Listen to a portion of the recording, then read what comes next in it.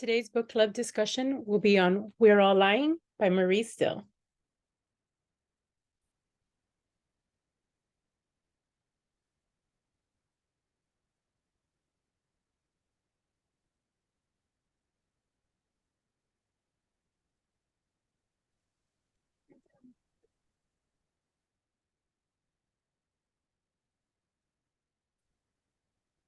Hello, everybody. Welcome to our book club meeting with Marie Still as we discuss We're All Lying tonight. Hi, everyone. Is everybody on? Okay.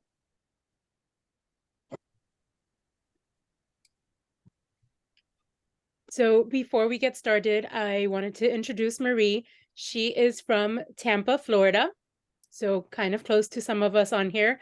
Rhonda down there waving is from Tampa. She has written other books under the name Kristen Steele. However, We're All Lying is her debut novel under her actual name. So welcome, Marie. Nice to meet everyone. Thank you for reading. I loved it. I had an ARC copy of it and I couldn't put it down. Love it. Thank you. Before we get started, I'm just going to ask everybody to just share their name and maybe like something you liked about the book or where you're from, just so Marie can get to know us all a little bit. Jenna, you're right next to me, so you'll be first. Okay. Hi, I'm Jenna. I'm from Miami. I, for some reason, every book club gets the day of, and I'm haven't finished, but I just finished, so right on time. As Allie is trying to finish by the end of this. Oh goodness. She's almost there, so she might join us a little later. And yeah, it was great. I was very excited and eager to get it done so that I could join. So thank you very much. Thanks. Allie and Jenna are roommates. Yeah. Audria. Hi, I'm Audria. I'm also from Miami, and thank you so much for joining us. I love a domestic thriller, so I thought it was fun, fast-paced. So I'm excited to hear more about your whole thought process in putting the book together. Awesome. Kelsey. Hi, I'm here for fun because I unfortunately didn't get to finish the book, but I'm okay with spoilers. Forgiven. But you're here, so I didn't want to miss the opportunity to chat. But my name is Kelsey's. I'm from Miami also, so thanks for being here. The ending will be a big spoiler. A whole lot of Florida. The ending will be a big spoiler. Yeah. You don't mind? No, so I'm that person. I'll be okay with it. But Rhonda. Hi, I'm Rhonda. I'm from Tampa. Yay. So I was excited to see some reference to Tampa. Did you catch the spelling error? I did not. I spelled Bel Air wrong, and I always spell it wrong, and I always miss the P. And I realized it too late after print, and editor would never catch it because she's not from here. But everyone in Tampa and St. Pete are like, "You missed an E." I'm like, "Oh no." Well, don't tell me. Yeah, like when I read, it's like I'm not looking for that because I have to do that in my daily job. So it's like I just kind of like read for fun and enjoyment. But I loved the book and was so excited that you could join us today. Thank you. Rhonda actually owns a magazine that's geared for the Tampa area. Tampa Bay Metro. Okay. Very cool. And Kathy. Hi, my name is Kathy and I'm from Miami, and I thought the book was great. I was very excited to read it, and it was, a smooth, easy read, and that's what I loved about it. Like, it was easy to read and I got through it fast, and it was great. Awesome. I'm not normally a fan of thrillers or mysteries, and I absolutely loved it. I couldn't put it down. I kept like referencing parts and telling my boyfriend, like, this happened. What would you do if this happens to you? So it was great. Before I ask you about like your writing process and the book, can you tell us a little bit about how come you have other books under a pen name and why was this one under your real name? Yeah, so I write thrillers under Marie Still, but Beverly Bonovich is Dead comes out in September. I just And got that one. or it's very like there's a lot of heavy topics, a lot of trigger warnings. And it's about mental health and it's about trauma. And so I really wanted to separate my more emotional book club type genre fiction from thrillers. So Marie Still will be all thrillers. I have Beverly Bonovich under Kristen, and then have you guys seen the Pam Anderson the like it's on Netflix or whatever? So I watched that and was super inspired by her story, Brooke Shields' story, Drew Barrymore's story. So I'm working on a story. Kristen Steele's next book is kind of like a merger of their stories. Oh wow. That's really And who like kind of how Hollywood back in the 80s and 90s really took advantage of women and how, you know, they were almost prostituted out in a way, and how their portrayal in the media is so different than who they are as a person.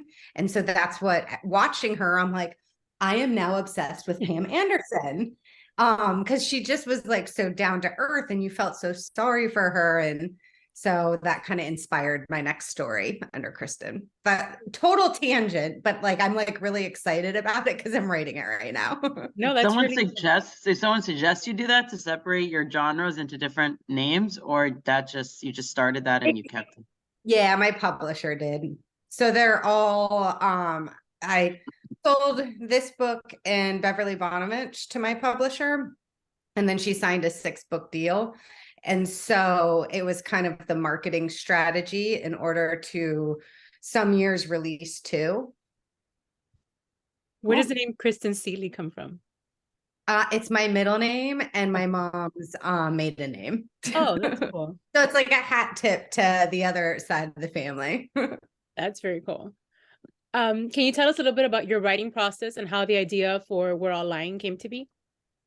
Yeah, so We're All Lying. It was really, I wanted to explore jealousy, and how it's, if you watch Dateline, and I'm really into true crime, jealousy is this emotion where it makes people do completely out of character things. And so they'll stalk people, they'll act, it'll take a very buttoned up businesswoman and suddenly she's texting herself and suddenly she's spiraling and she can't stop thinking about this awful gaslighting man. And on the outside, you're like, what are you doing? Like, why are you acting like this? But it's really this like jealousy driving it, right?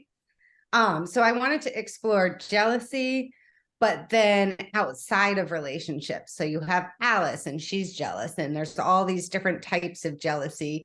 And then I also wanted to say, have this affair, have Cass kind of do this texting herself thing, but then I didn't want the characters to react the way you would expect, because that's not real life, right?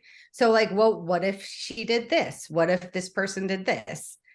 Because in real life, when you have love and you have jealousy, people don't do what the people outside looking in are like when your friends, right? Your friend's getting cheated on and you're like, stop going back to him or stop doing this. But you like, they just can't do it because there's all the emotions mixed up. Christy, welcome. We just started talking right now about what inspired the book, and Marie is telling us about jealousy is what drives it, like exploring the theme of jealousy. How long was the writing process from concept to publishing? Yeah, so both Beverly and We're All Lying took the first drafts took about 8 weeks. So I'm a very fast first drafter. They're a little bit booky. The ending was very different. So Alice and Ethan were ended up together. So Alice took over Cass's life. Cass was in jail. So it was like a wildly different ending. Oh. And another ending, Julie was Wow. the killer. I still kind of, I'm like, maybe Julie should have been the killer. So that ending I kind of go back and forth on, and I'm like, maybe it should have been Julie. And then it's about 2 weeks to kind of button up, pick my ending. And then with thrillers, of course, you have to go back and like make everything match. And then you start the editing process all over with the publisher. So I signed my book deal on April 1st, 2021. I got to announce it on April Fool's Day. And I'm like, I promise this is real. And then it goes through dev edit, copy edit, proofread, arcs, then another proofread. So it was a 2-year process for that. But I draft pretty fast. How do you write The an first author? drafts are not good. How do you write it in 8 weeks? I've heard other authors take a lot longer to. Yeah, everyone's process is different. And I think that it's because my first drafts are very bony. And I am just like, there are missing words and sentences. There are lots of misspellings. I have, sometimes I name the like 4 characters the same name. I had one character in So My Darlings comes out next year about Eloise, stay-at-home mom, affluent serial killer. And I had one character get pregnant, and I got to the end and I was like, wait, it's been 2 years and this poor lady's still pregnant. So there's like a lot of stuff like that happens that I have to go back and clean up. Okay. And how much research goes into your writing process? A lot. And especially, so the police procedure stuff, I know I have to get better at. Even as a reader, I'm like really like police procedure. I start kind of scanning. So that piece I am forcing myself to get better at, but like I do a lot of research on how to kill people realistically and things like that. For example, like chloroform in the movies, like people put it up and then they go down, but it's actually really like 3 minutes. So stuff like that, I know a lot of facts about that, and mental health and like psychopaths and all those different things, and how people tick and trauma, and it's just like the human psyche is super interesting to me. So I spent a lot of time researching very strange things and a lot of murder. So if police finds your computer, we're in a little bit of trouble. Probably. That's what I was gonna say. am definitely on the list. I was thinking the same thing. Your computer, if it ever gets flagged. No, I can never kill anyone because they're going to be like, it's all evidence. Well, on this date, she was definitely researching where to hide a body. So I could never kill anyone. This is recorded. You can like disclaimer right now. Yeah, you can get away with it because there'll be too many theories. Proof. Do you have a favorite time or place to write? Oh gosh, when I'm really into a book and I've kind of like I've gotten the characters in my head and I am living and breathing them, then I'll start setting my clock and wake up every morning 5 o'clock, write for an hour, and then get the kids ready, get ready for the day. But I do a lot of writing on the weekend. I have 4 kids, so it's just like whenever I can get away from the chaos. Yeah. It's a busy house. But I don't give myself a work. Like a lot of authors are very regimented and very responsible. They have daily word counts, and I'll go like a couple of days or a week and not write anything and then sit down and like not sleep and write for like 24 hours. The inspiration hasn't strike. Yeah, exactly. Are any of your characters based on real people or characteristics of them based on real people? For sure. Yeah. I steal characteristics. I steal words all the time. Like when people will say a line, I'm like, wait, hold on. And I have a notes app and I'm like, that's a great line of dialogue. I'm stealing that. A lot of things that Ethan says in the book, and my husband is not Ethan. I promise you, my husband is not terrible. Ethan is terrible.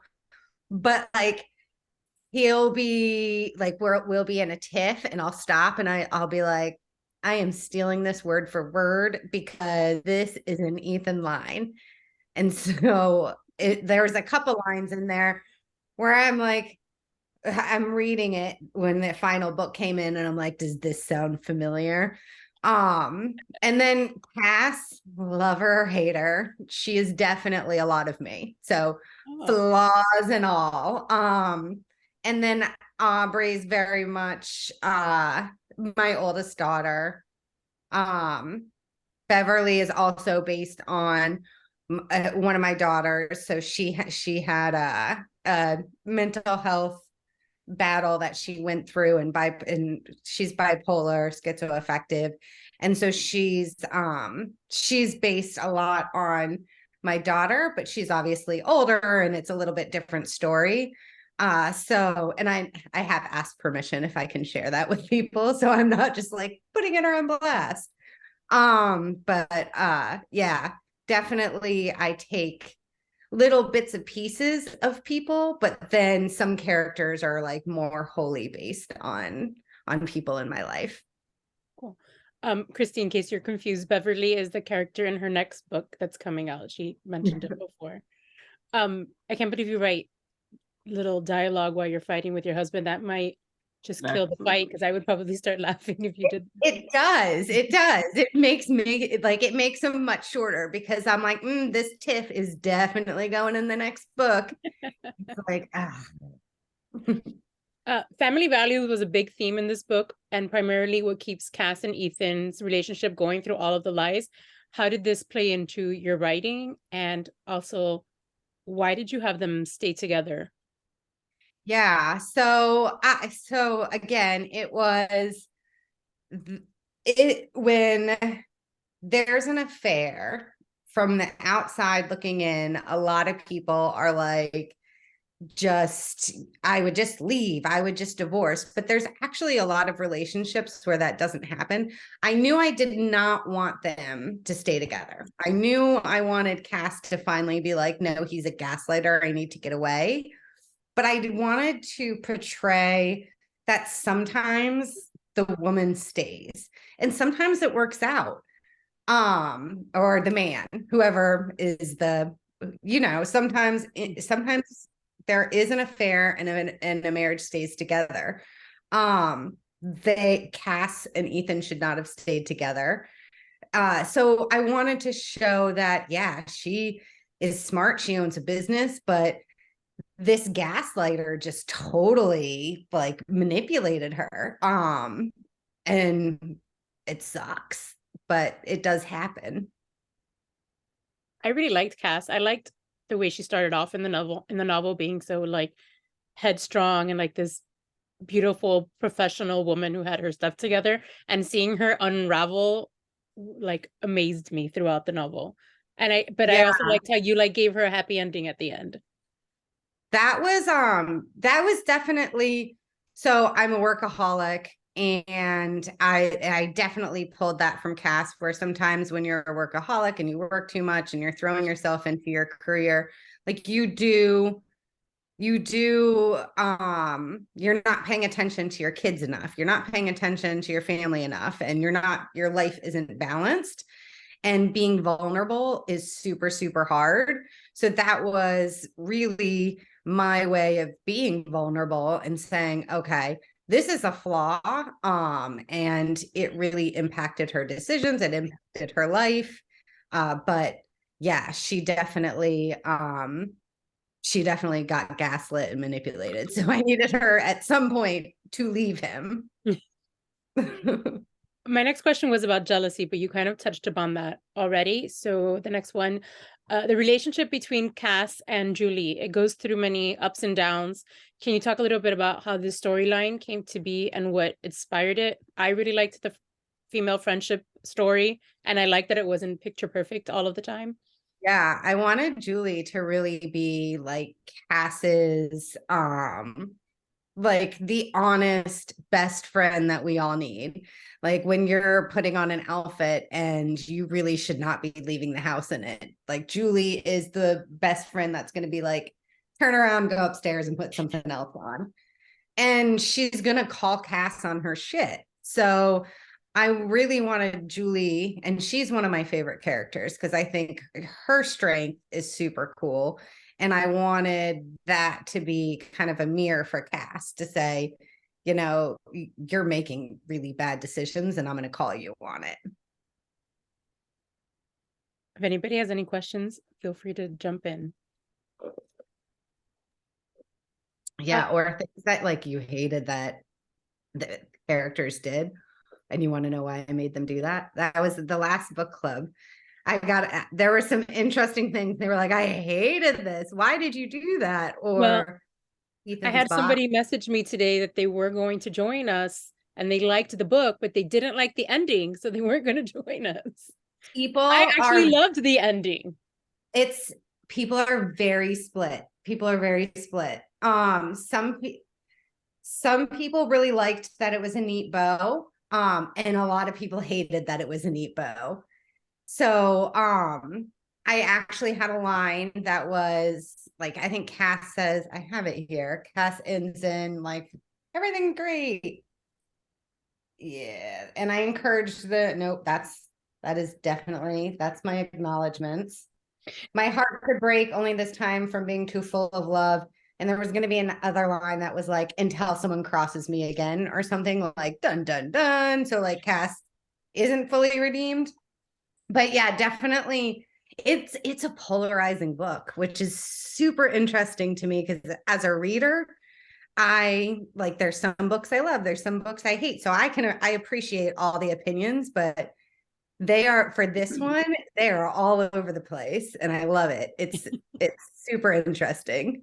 It's constructive criticism for you, huh? And I know you said that one of them was Julie doing it, but did I hear you say that one of your options was Alice basically just like she did go to jail, Cass went to jail, and Alice basically took her life over? Is that where you were Yes, and then married Ethan, and no one's that one. So I don't know. So maybe that's a good one that I didn't go with, but I don't know. But yeah. Oh, I think that would have been like a crazy, like it would have fit Alice's like total like obsession almost. Yeah. So Alice basically gets rid of Cass. Cass goes to jail, and then she marries Ethan and takes over Cass's life. Maybe I should have gone with that. I wouldn't have liked that. No. Yeah, I don't know that I would have liked that, but I could see that like being a possibility for sure. I would have been like, he's so dumb, he just fell for it. Yeah. Speaking of the ending of the book, how difficult was it to write some of those last chapters? I don't remember the ending being difficult. I remember, the deciding which way to go was definitely it's so hard finishing a book. That's honestly finishing a book and not writing it is the hardest part, because at some point you have to stop changing the plot. You have to stop changing the characters. And then even now I'm like, oh, that could have been a cool thing to put in. But you just have to hand it over. And then the book, and it's not mine anymore, right? The story is not mine. Now it's readers, and they're going to interpret it and they're going to take it. And that's why whether you loved it or you hated it, it's your story now. And so I just appreciate that if someone read it, I'm like, hey, thanks. Maybe I'll get you next time. If you loved it, even better. I liked the part where Cass was sorry, Jenna, kidnapped. I didn't see that playing out as the ending. I kind of felt like Alice had something to do with it all along, but not to the extreme that it went to the ending. Can you tell us a little bit about what inspired that? Yeah, so I wanted to show, so Alice acted very purposefully at the beginning. And then she got more erratic at the end where she didn't know what she wanted. And so her arc is really, she just unravels because she doesn't know what she wants. At first, she wants to save Cass, and then she wants to be Cass, and then her life revolves around Cass. But then she's like, she just unravels, and she's like, okay, well, I want Cass to myself, but now I don't want Cass to live. And so it's just really, her mind unravels to the point where she can't even think clearly. And she started as this very precise, I have a mission, I have a goal. And that's part of her past trauma, like coming and impacting her and affecting her. What happened to Alice? So like when she was a child?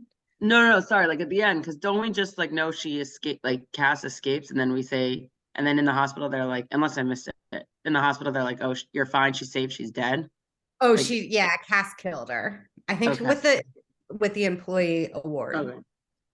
Oh, so she killed her. Okay. All right.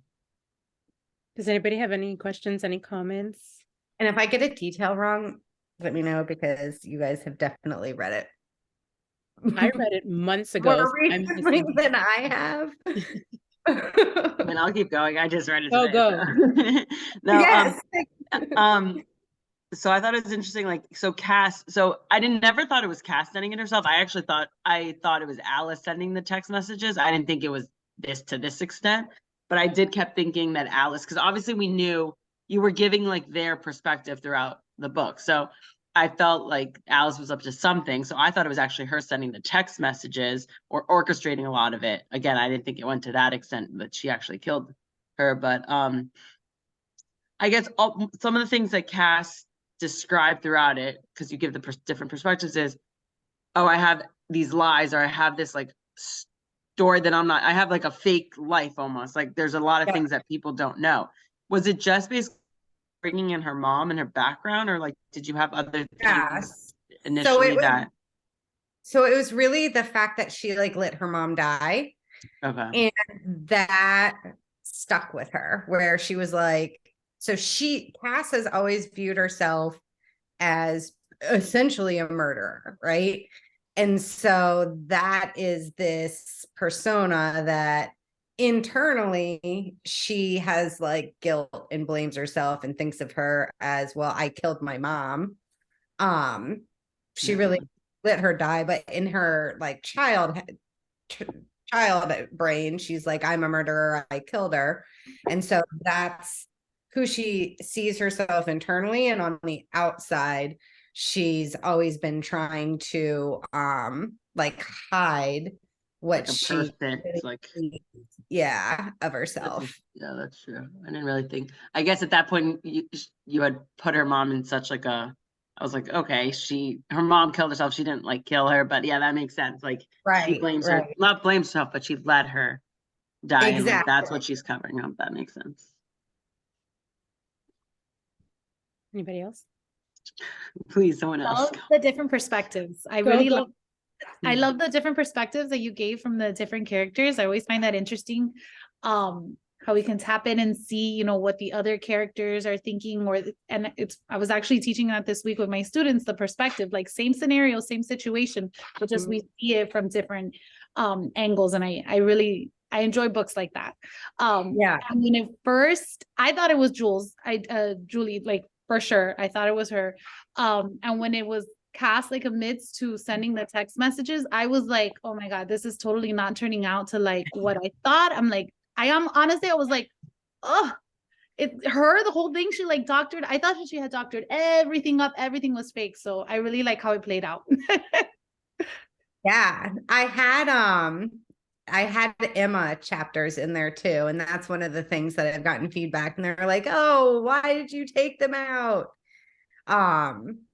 And there just weren't enough of them, and I didn't flush them out, and maybe I could have, but yeah, most of my books, other than Beverly, I like having alternate point of views. I think it's fun kind of diving into all the different points of views and playing with the different characters.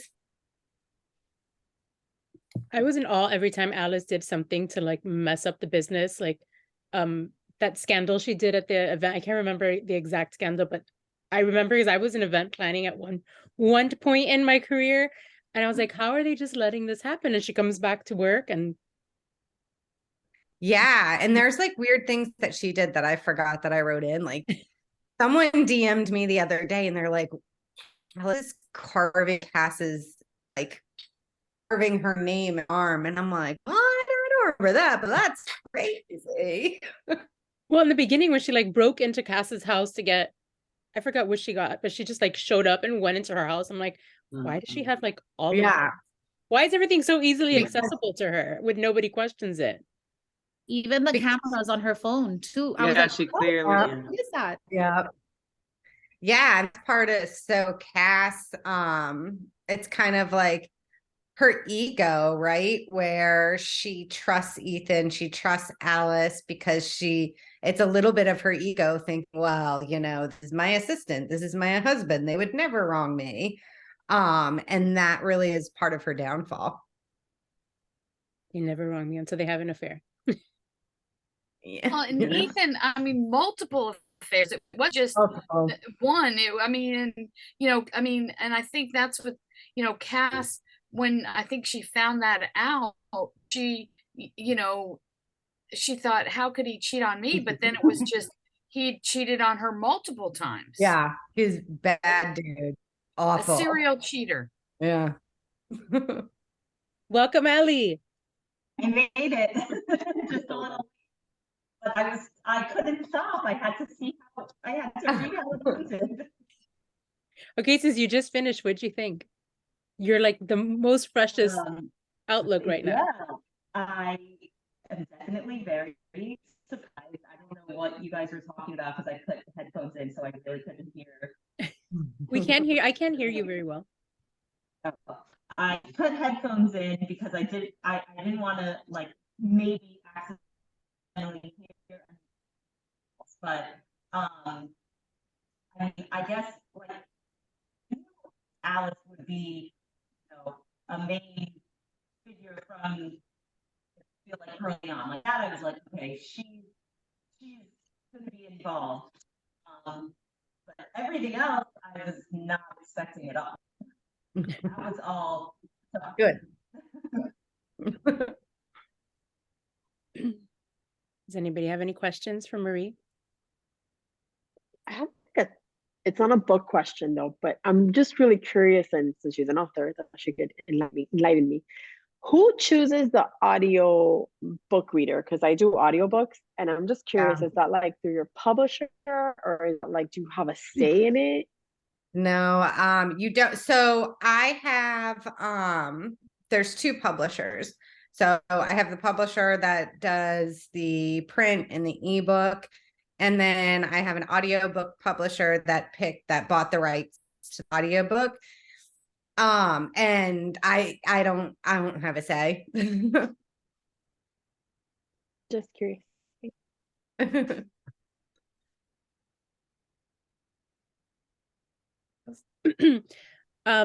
Marie, can you tell us, what are you reading now? Oh my gosh. Hold on. I have to pull it. I'm gonna get the title wrong, so I have to pull up my Kindle. And it's called The Woods Are Waiting. And who is it by? It's an ARC. And it is by Catherine Green. Green. And I don't know when it releases, but it's an ARC. I am so behind on my NetGalley. So I'm listening to the ones that are already released. I bought the audiobooks and I'm listening. So I'm cheating to like catch up on my NetGalley and reading the other ones. How do authors but this one's really so far.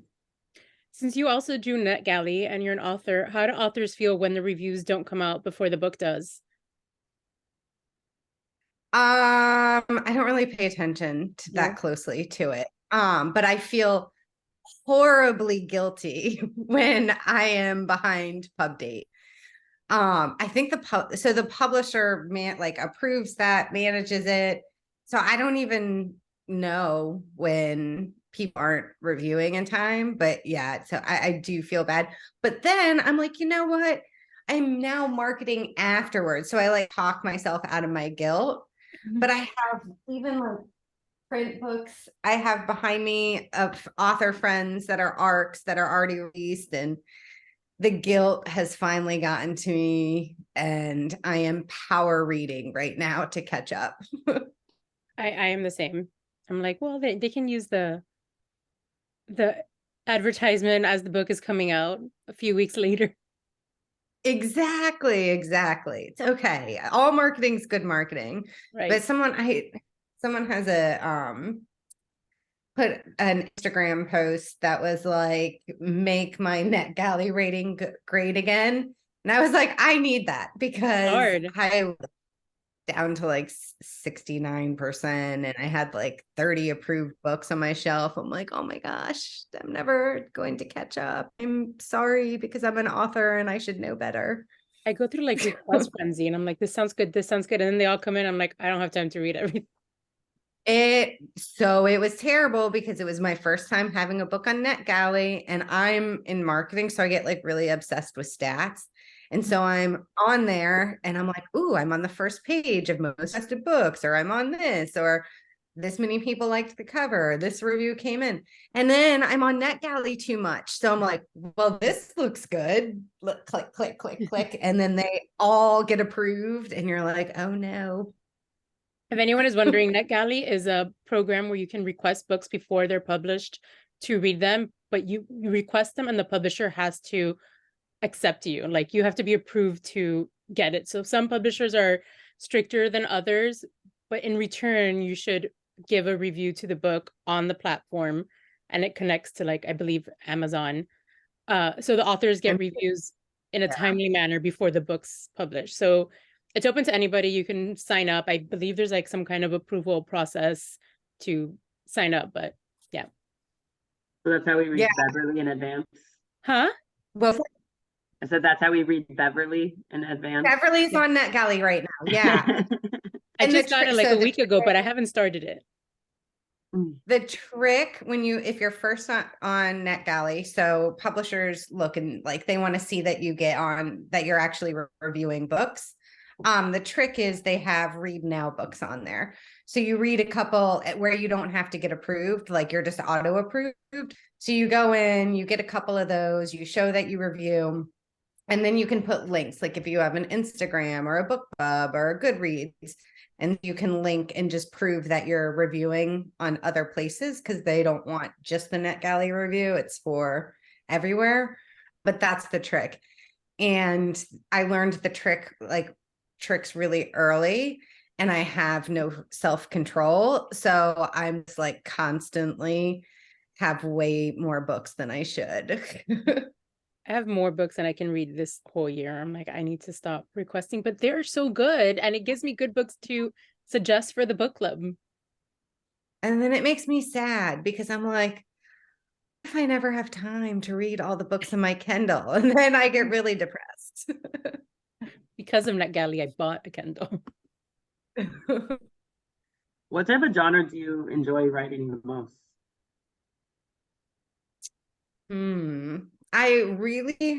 So when I first started writing, it was really thriller, and I love horror. So I have a couple of horror concepts that are in the works. But then when I wrote Beverly, it really just tapping into more emotional and how humans work, and it was a lot of fun for me, and it makes me cry, and I'm not a crier, but I'll like these like really sad, really emotional scenes, and I'm like, oh my god, this is so sad.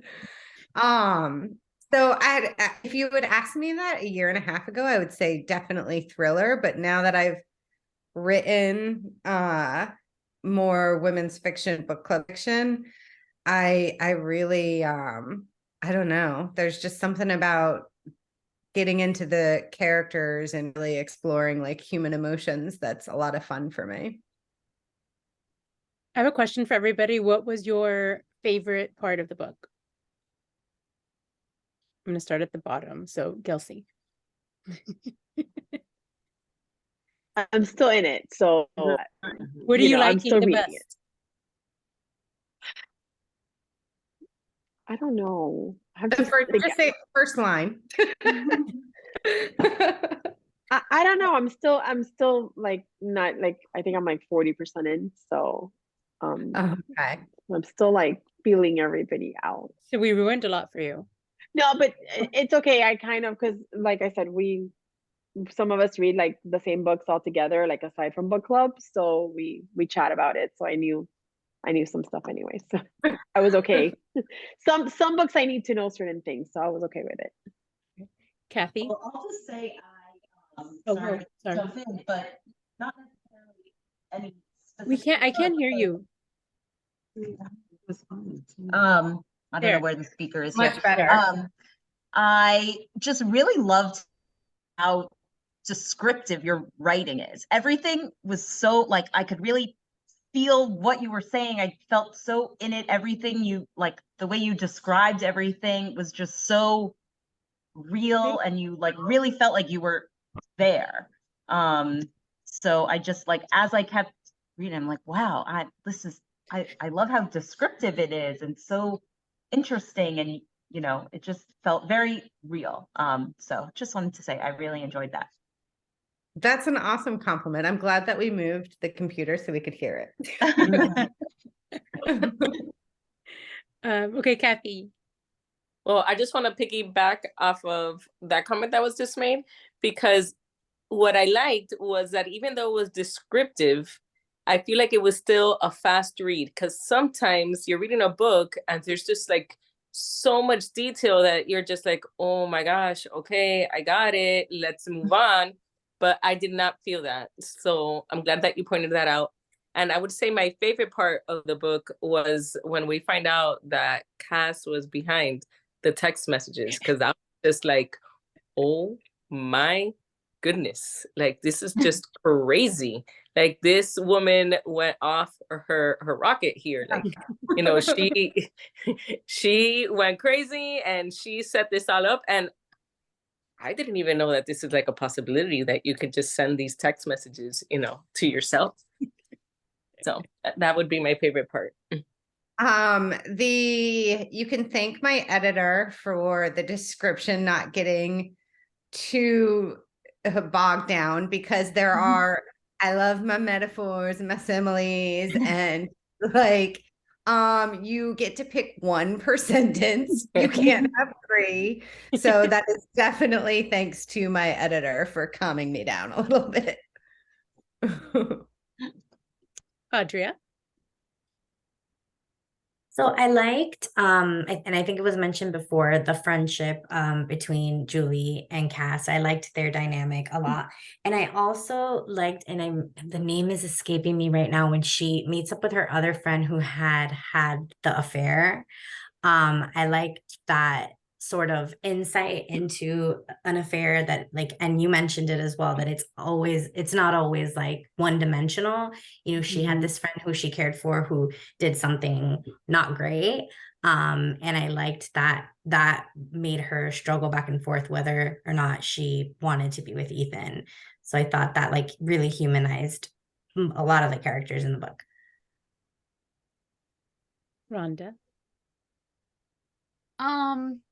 I mean, I really, really enjoyed it all. I mean, the relationship between Alice and Cass, and the fact that, once Alice found out that she had a sister, I mean, which is the whole crux of the book, how she handled it without, I mean, she could have just went into said, hey, you've got a sister, let's be friends and, be a family. But instead she chose this, well, you chose it, the path of trying to integrate into her life without her knowing, becoming her confidant, and by being her assistant, and like basically controlling her life.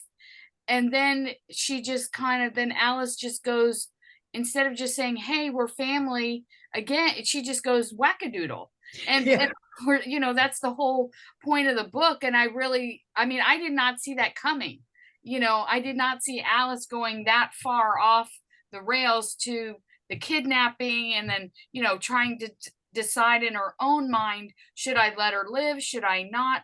Yet at the whole time, you know, it was because she felt that, you know, Cass had this wonderful childhood of living with, you know, her grandmother. But in fact, up until that point, I mean, her life was awful with her mother. So, you know, which childhood was worse, Cass or Alice? So I thought you did a really good job on that. And really, at the end of the day, it's this mom who isn't even a character, but she is really kind of this inciting incident that sent these two women on paths that, so it just, I think that everyone knows that your mom and your parents can really make or break your life, right? Like they can, who you don't get to pick your parents, and bad parents can just really screw you up. Some people, and a lot of people rise above it, and they have amazing lives and they grow from it. But unfortunately, some people don't, and it's sad because it's not your fault, right? Right. Yeah. But I thought that was really good. You did a great job. Thank you. Like you said, jealousy is what drove her versus a picture perfect. That would have been a chick lit book as the stereotype right. versus like the mystery thriller book. Christy? For me, I really like the scene where Emma comes and shows up at the dinner that they were having for the new clients for the launch. I was reading through and I was like, wait a minute, no, I had to go back and reread to really, and I was like, okay, this is like rock bottom. I'm like, has to be rock bottom. How is she gonna, you know, how's she gonna respond to this? And it's just kind of like that's everything like a domino effect. I figured like what was gonna happen like with the company and the relationship, like she was gonna have to, you know, a lot of explaining to do, and so it was that part definitely I liked a lot. Yeah, that was definitely an awkward scene, and it really it was tapping into like Cass's worst fear, is that other people seeing weakness, other people seeing that like her life, she's not in control of her life. So her being publicly shamed this way, which is out of control and not her own doing, is like her worst fear. I have a question, unless this may have been already discussed, but speaking of that dinner party, I noticed that there was like, you know, you said something about when Cass was talking to that the girl that worked for the company, and she made like a face at, like she noticed like a split-second face at Ethan. Was that meant to imply that she was someone else, one of the other women that he had an affair with? Because that's what I thought. Shit. I think it was just that she knew. Definitely. Oh, that's good. Yeah, I'm going with it. Okay. Just going with it. That's really good. I mean, you know, he talked about other affairs, or Emma did, so that little nod, I was like, I love it. I love it. Yeah. I think what I intended was that it was like everyone knew and everyone was talking about it, but your version is way better. So if I ever get asked a question again, I'm totally stealing that. okay, that's a good one. All yours. It's hilarious. Jenna, did you have a favorite part?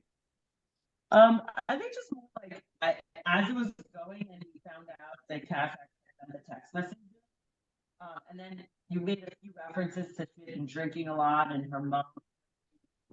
It's like I kind of started thinking like it could be possible she went on drunken rage and did all of those things.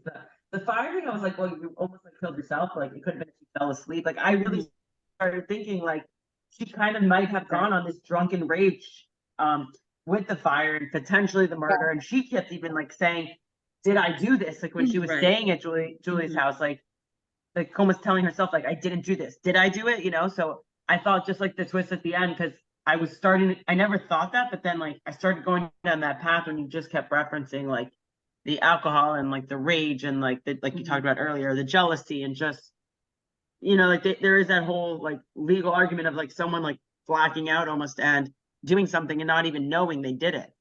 Yeah. So I really thought, I was like, oh God, she really did like just snap one day, you know? So I like that, like it went, it, you know, I don't want to say full circle, but like we knew something was up with Alice and we needed to like connect those dots also, obviously.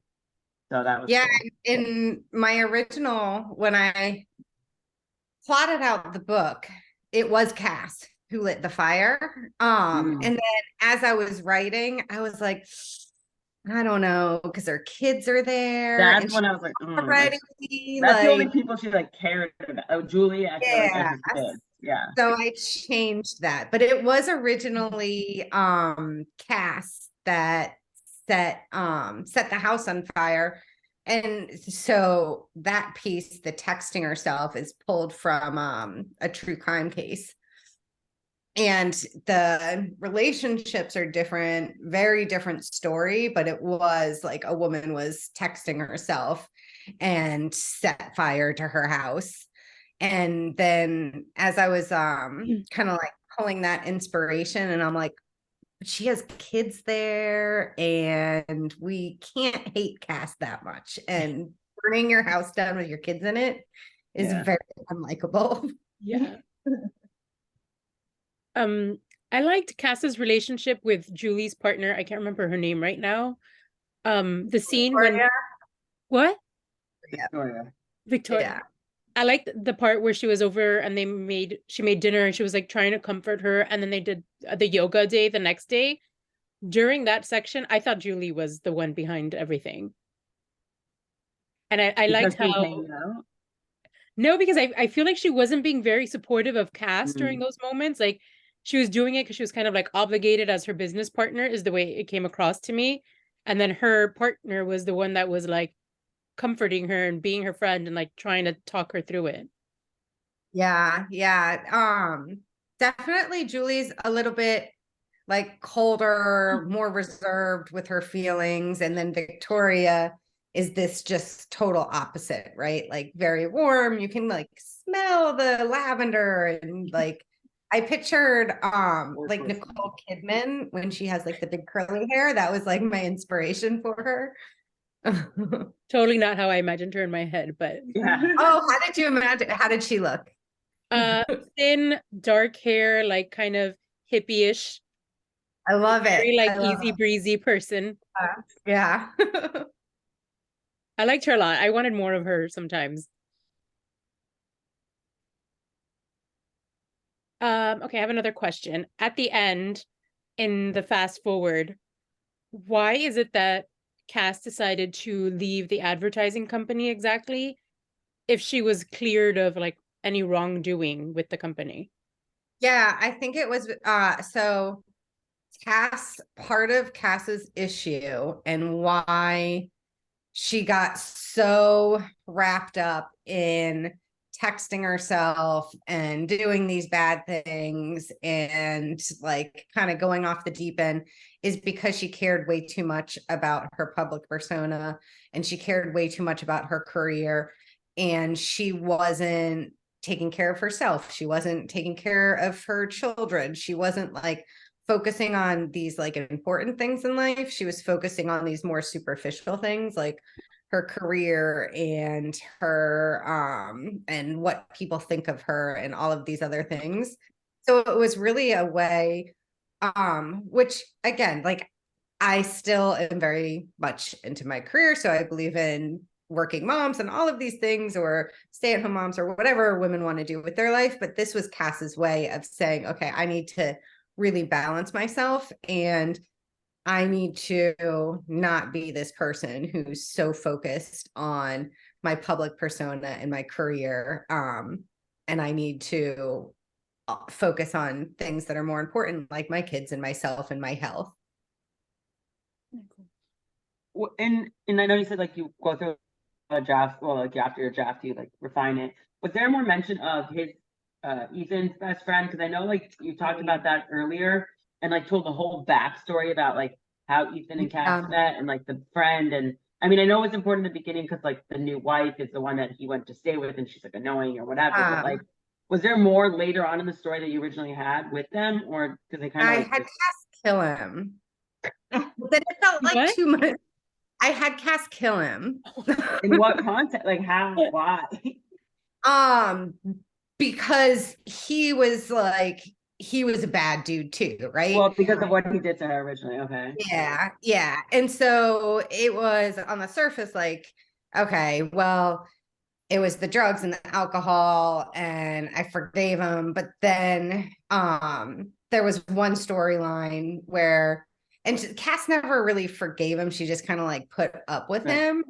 Just kind of like she put up with Ethan. So in one storyline, she was like, yeah, he needs to die. Like, I'm gonna make like in the midst of everything, even with like Ethan and Alice and Emma, like she just also killed the best friend. Or yeah, and then I was like, this is a different book, and I need to take it a totally different way if I want to put this in, because it's kind of like plopped in because I wanted him to die. So maybe a different cast would have killed him. But yeah. So there was more to him at some point. Yeah. I'm glad Cass wasn't a killer. Yeah. Again, like she's not a fire starter, she's not a killer. So there were like these things that I was like, I think these need to be removed. Because now we're going all over it. But that's like I start with a lot of plots and a lot of different ideas. And then I edit them out because they're just too much. It was great. We're getting up to the hour, so if anybody has any last minute comments or questions before we wrap it up. Was there, I'm sorry if you guys discussed this already, but I kind of wanted to hear that conversation between Cass and her friend's husband that was cheated on, that she said, you know, like, oh, you can call him and like see how he dealt with it, you know, and how he's feeling now. And it seems like the way she said it, like, you know, her friend and the ex kind of had moved on and seemed to be in a decent place. And then, you know, now in the fast forward, it almost seems like Cass kind of was the same. So, but I was had them get married. You see, you're full of good ideas. That's what happens when the book is so fresh. Yeah. No, I never had a conversation with them, but yeah, that's interesting. And because there's a lot you could have done with that. Yeah. I love that. Next book. Can we do this again? Can you come back to us?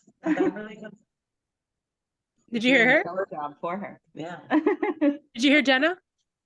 No. It was like muffled. She says, will you come back when Beverly is out? Yes.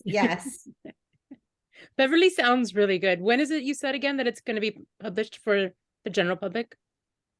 September. September. And I don't remember the date, but one of the days in September. Beverly said September 1st. Around-ish. Can we take a photo with you and all of us with the book? Yes. And can someone send it to me so I can post I'll send it to you. Sure.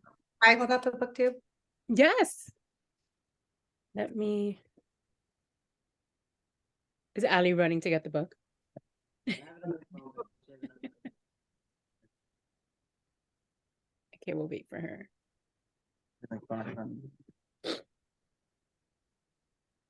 Mine was a NetGalley read.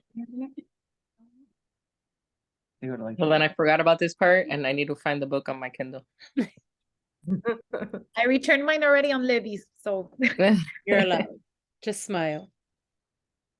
We can Photoshop it in. I think we have a lot of e-readers on here. Okay. One, two, there we go. 3. I'm gonna do it again just in case.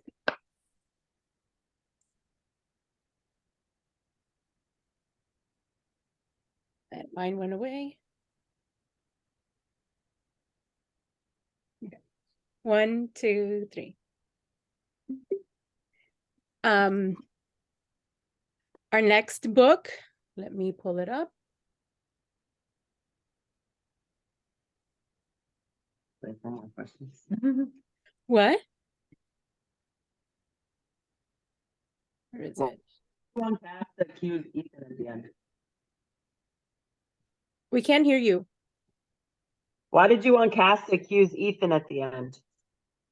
Oh, because he deserved it.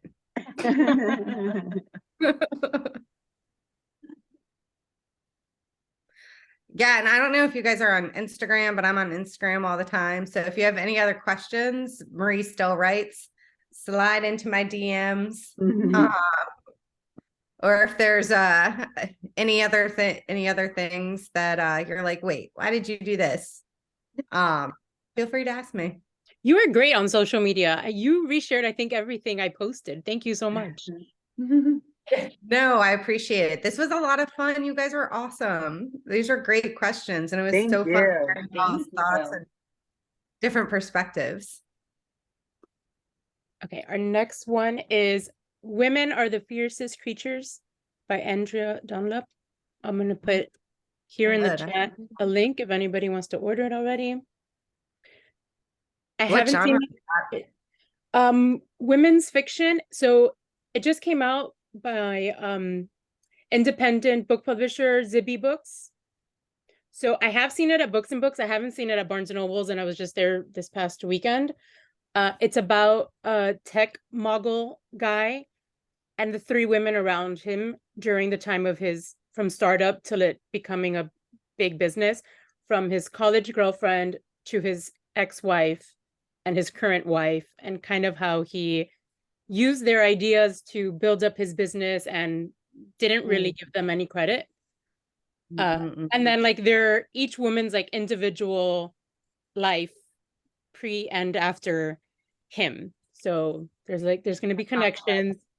It's not really a mystery, but there is a little bit of a mystery to it, but it's not a thriller by any means. It was really good. I couldn't put it down. So That's a great title. I like it. it is. And the cover and color is beautiful because it's like these flowers and they're all various neon colors.